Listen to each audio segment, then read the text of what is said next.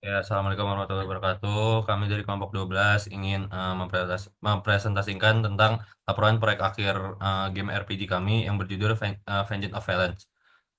Perkenalkan nama saya Zaki Fauzi dengan NPM 2306161870. Perkenalkan nama saya Gerard Nabil Julian dengan NPM 2306250661. Perkenalkan nama saya Raffi Naval Putra dengan NPM 2306250680. Perkenalkan, nama saya Dimas Anando Suryardi dengan NPM 2306250586. Oke, di sini saya akan menjelaskan laporan proyek. Yang pertama adalah pendahuluan.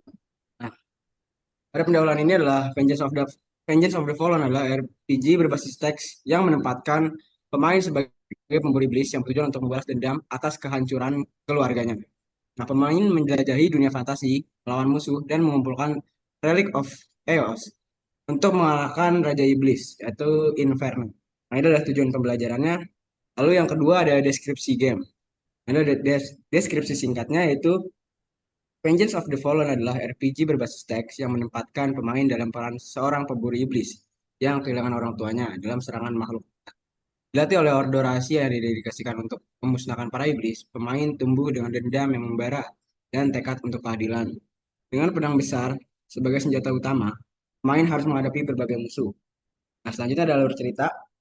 Nah, Eldrick adalah seorang pemburu iblis legendaris dengan masa lalu kelam untuk menjadi sosok tangguh dan penuh dendam. Terlahir dengan nama Eldrick, ia tumbuh sebagai anak dari seorang prajurit terhormat di kerajaan Valandor yang dikenal akan keberanian dalam melindungi negeri dari kekuatan gelap.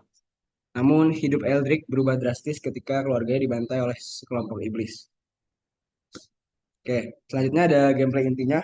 Di sini gameplay intinya eksplorasi dunia fantasi. Nah, ini pemain menjelajahi 4 tempat untuk mengumpulkan Relic of Eos dan mengalahkan iblis di keempat tempat tersebut. Nah, setelah berhasil mengumpulkan keempat Relic of Eos ini, pemain akan berhadapan dengan Raja Iblis bernama Inferna.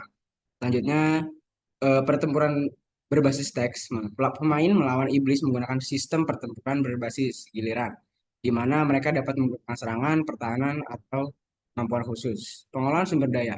Pemain harus mengelola kesehatan, mana, dan persediaan mereka untuk tahan dari pertempuran dan perjalanan panjang.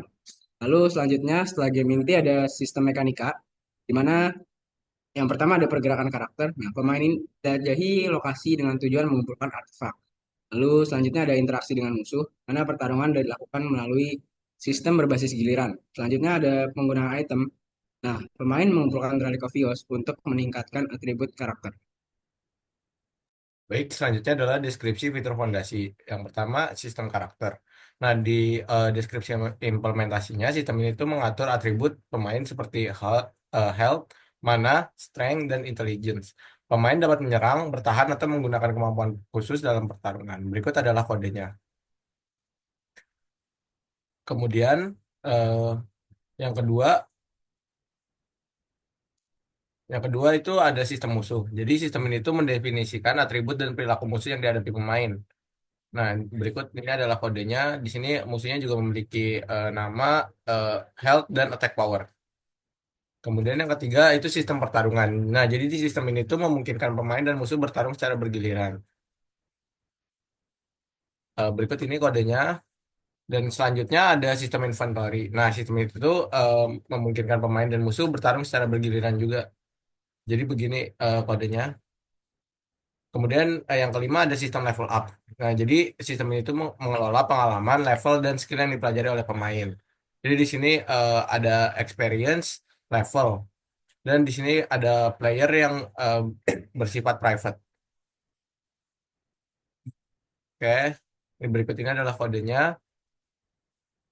Nah, dia di sini untuk strength dari player ini setiap level up dia akan bertambah 5 dan health-nya bertambah 10, mananya bertambah 5 dan intelligence-nya bertambah 2. Oke, ini di sini juga bisa memiliki karakter bisa memiliki skill baru. Di sini ada learn new skill. Nah, ini adalah nama-nama dari skill yang akan didapatkan setelah naik level, yaitu ada Crystal of Dawn, Spark, The Shrouded Heart, Aetherion, dan The Coral Cloud. Nah, selanjutnya akan dijelaskan oleh teman saya. Oke, selanjutnya ada penerapan konsep OOP dan relasi antar kelas objek. Jadi ini untuk diagramnya, jadi di gamenya ada location dan player, kemudian dihubungkan relik, kemudian player, untuk player ada name yang berhubungan juga dengan enemy, dan dihubungkan juga dengan relik, kemudian level up, yaitu experience. Jadi di sini penjelasannya itu asosiasi kelas game berhubungan dengan kelas player melalui asosiasi, di mana kelas game memiliki atribut player yang menunjukkan objek player. Ini berarti bahwa game memiliki satu pemain yang bisa terlibat dalam pertempuran, memperoleh pengalaman, dan menggunakan relik serta skill. Kelas game juga berhubungan dengan kelas enemy melalui asosiasi, yang berarti game memiliki beberapa musuh atau enemy yang berperan dalam pertempuran. Musuh ini dapat menyerang pemain selama permainan. Kemudian kelas player berhubungan langsung dengan kelas enemy, karena dalam permainan pemain akan bertarung dengan musuh yang ada dalam permainan. Hubungan ini menunjukkan bahwa pemain dan musuh saling mempengaruhi dalam gameplay.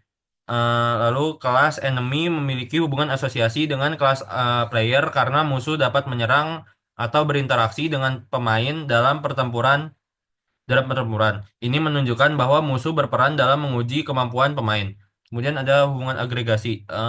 Kelas game berhubungan dengan kelas relik melalui agregasi, di mana relik adalah objek yang dapat dimiliki oleh player selama permainan. Relik ini bukan bagian langsung dari game itu sendiri, tetapi dapat diambil dan digunakan oleh uh, pemain dalam permainan. Lalu ada kelas game juga memiliki hubungan agregasi dengan level up, yang berarti bahwa mekanisme level up atau peningkatan level dapat terjadi sebagai bagian dari permainan. Pemain akan meningkatkan levelnya berdasarkan pengalaman yang didapatkan selama pertempuran. Lalu kelas player memiliki hubungan agregasi dengan kelas relik, yang berarti pemain dapat mengumpulkan relik selama permainan.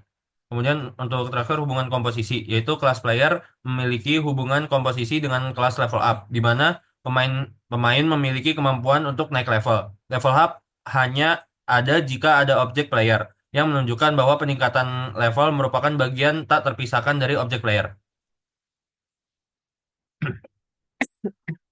Baik. Jadi selanjutnya itu ada rencana fitur tambahan. Nah, jadi rencana fitur tambahan dari kita ini ada dari untuk sistem cuacanya. Nah, untuk deskripsinya itu sistem cuaca ini nanti akan diatur untuk berubah secara dinamis atau tetap sesuai lokasi pada setiap iblis atau musuhnya. Nah, sistem ini tuh merupakan fitur dinamis yang mengaruhi eksplorasi dan pertempuran pemain. Kemudian memberikan tantangan tambahan sekaligus meningkatkan imersi dunia game. Nah, sistem cuaca seperti cerah, hujan, badai, petir, dan kabut tebal akan muncul berdasarkan wilayah yang dijelajahi atau melalui perubahan.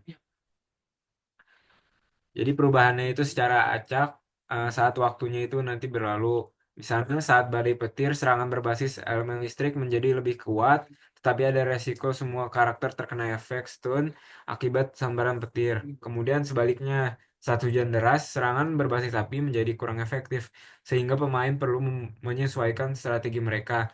Nah, kondisi ini juga mempengaruhi eksplorasi seperti kabut yang membatasi visibilitas atau malam hari yang memperkuat kekuatan iblis. Dengan sistem cuaca ini, pemain diharapkan lebih berhati-hati, memanfaatkan item yang sesuai, dan mengubah gaya bertarung untuk mengatasi tantangan lingkungan yang selalu berubah. Oke, jadi kesimpulan dari seluruh rancangan game yang kami buat ini yaitu yang pertama, sistem ini mengatur atribut dasar karakter pemain seperti health, mana, strength, dan intelligence. Pemain dapat menyerang, bertahan, atau menggunakan kemampuan khusus selama pertempuran. Kemudian yang kedua, sistem ini mengolah atribut musuh seperti health dan attack power, serta kemampuan musuh untuk menyerang pemain. Lalu sistem ini juga memungkinkan pemain dan musuh untuk bertarung secara bergiliran, memberikan opsi untuk menyerang, bertahan, dan menggunakan skill dalam setiap gilirannya. Kemudian implementasi sistem inventory sistem ini memungkinkan pemain untuk mengumpulkan relik yang berfungsi untuk meningkatkan atribut karakter dan menambah kemampuan bertarung. Sistem level up pada game ini itu meningkatkan level, atribut, dan memungkinkan pemain mempelajari skill baru berdasarkan pengalaman atau experience yang diperoleh selama permainan. Kemudian untuk fitur tambahannya itu sistem yaitu sistem cuaca yang akan memberikan pengaruh dinamis dalam pertempuran dan eksplorasi seperti memperkuat dan melemahkan serangan berdasarkan kondisi cuaca, misalnya serangan berbasis api menjadi kurang efektif saat hujan. Baik, mungkin sekian presentasi dari kelompok kami. Apabila ada kata-kata yang kurang berkenan, kami mohon maaf yang sebesar-besarnya. Wabillahi taufiq wal hidayah. Wassalamualaikum warahmatullahi wabarakatuh. Waalaikumsalam.